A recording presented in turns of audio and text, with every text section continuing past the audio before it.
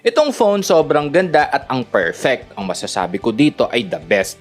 Joke lang. Start tayo sa chipset. Snapdragon 7 Gen 3 ang nandito na meron niyang performance score na based sa result itong chipset medyo mababa yung kumpara sa presyo ng unit. Halimbawa sa Poco F7 Pro na mas dihamak na mas mura meron yan score na 1.5M.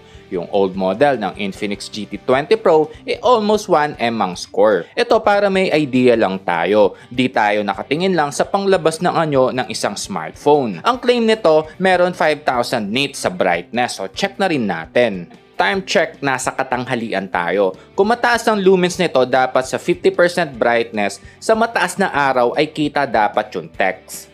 So ayan, kita naman na maayos. Full brightness natin ay super clear syempre. So legit naman na mataas ang nits peak. Sa stabilization, ito solid. Nag-try ako sa 4K resolution ay swabe. Common kasi pag sa mataas na resolution ay nawawala. Kaya easy na lang sa Full HD at lalo naman sa 720p. Walang alog. Baka naman sa low light ay wala. So test na rin natin. Ayan, swabe pa rin. Napansin ko nga ang sharp pa rin kahit sobrang madilim. Hindi mag-grain. Ang main shooter nito ay 200 megapixel sa 2160p. Ito yung sample ng shot. Ito walang drawing sa camera tulad ng AI lens or QVGA, walang ganyan dito para magmukhang marami. So meron tatlong modules, yung isa LED flash, yung isa ay 12 megapixel para sa ultrawide. Sa looks kung may aesthetics ka, ito pasado naman talaga, ang saucy. Parang di nga pwedeng madumi yung kamay mo. Yung camera, di siya sobra-sobra sa design. Di rin parang mata ng kwago sa laki. Tapos yung frame, flat edge kaya may grip hawakan at hindi glossy. Pero di siya nakisabay sa mga nauusong sobrang nipis na frame. Sa bigat naman, para may idea lang tayo, katumbas nito na medium size na Apple. Pero kahit di sobrang manipis, bumawi naman sa battery kasi 6,000 mAh ang nandito. Supported lang talaga ito ng 18 watts. Pero 100 watts power brick ang nasa package. Cons, wala itong bypass charging. Pro, sa mismong screen nakalagay yung fingerprint scanner. Hello guys! Ako si Kuya Gesmo at ito ang aking channel. Today, mag-quick unboxing tayo itong Honor 400 5G. Check natin anong nasa loob ng box, aesthetic, specs, tara! Unbox na natin.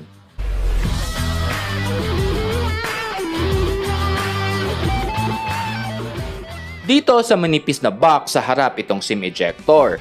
Sa pinakaloob itong user guide. Freebie na phone case. Sa pinakaloob ng box itong Type A to Type C cable.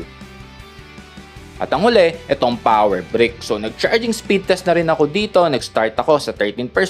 Na full ito ng 1 hour at 5 minutes. Itong na-unbox natin, ito yung color na Desert Gold. Available din ito sa ibang kulay.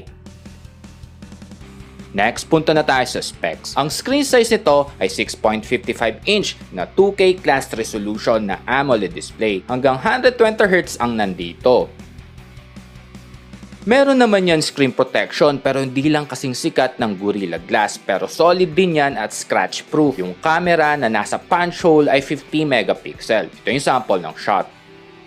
Sa screen body to ratio, alam mong wala ka sa category ng entry level kasi sa nipis ng bezels. Sa Widevine, sa mga nag-Netflix, meron itong L1 Full HD. Ito supported ng OTG, supported din ng 5 GHz ng Wi-Fi, naka 5G network.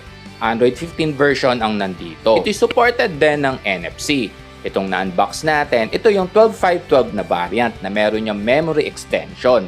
Na ang pros, yung flash memory nito ay UFS. Mas marami kasing advantage ang UFS versus eMMC tulad na mas mabilis sa data transfer, tipid sa power consumption, at mas solid versus eMMC. Ang shooter nito ay 200 megapixel. Ito yung sample ng pictures.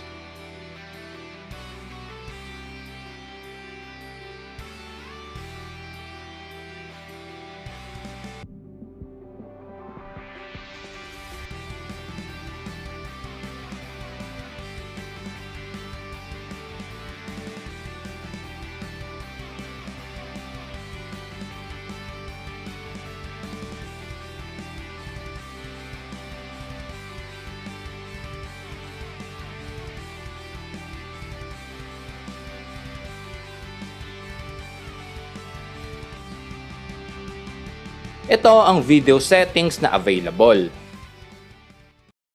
Ito Ito naman sa steady. Direct recording yan, wala tayong ginamit na kahit anong tools. So yan talaga ang quality mismo ng microphone at speakers.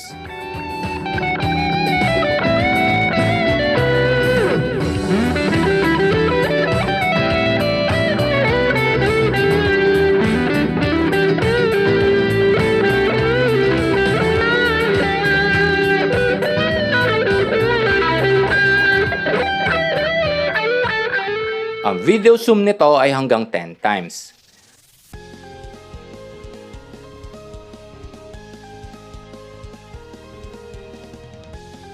Dagdag details ko lang, sa right side nandito itong volume rocker, sa ilalim nun yung power button / on-off switch. Sa left side walang nakalagay. Sa ilalim yung speaker grill, charging port, primary mic at SIM tray na ang pros ito ay rated IP65, meaning pwede yan sa splash at low pressure na water jets at pwedeng mabagsak na hindi lalagpas ng 1.5 meter. Sa taas itong speaker grill ulit, IR blaster at pangalawang microphones. So dual speakers itong Honor 400 5G. Dito na tayo sa last part itong conclusion. Sa ganitong presyo, meron kang mataas na memory storage na UFS. Swak din ito sa mga may hilig sa photoshoots dahil sa features ng AI at pang mid-range vlogging. Sa aesthetics, ang SOSI alam mong hindi mumurahin at merong mataas na battery at watts. Cons sa chipset, medyo mababa based sa presyo. So kung hardcore gamer ka, hindi ito yung para sa'yo. So yun lang guys, hanggang sa mga susunod na walang sugarcoating na reviews. Ako si Kuya Gizmo, Apis.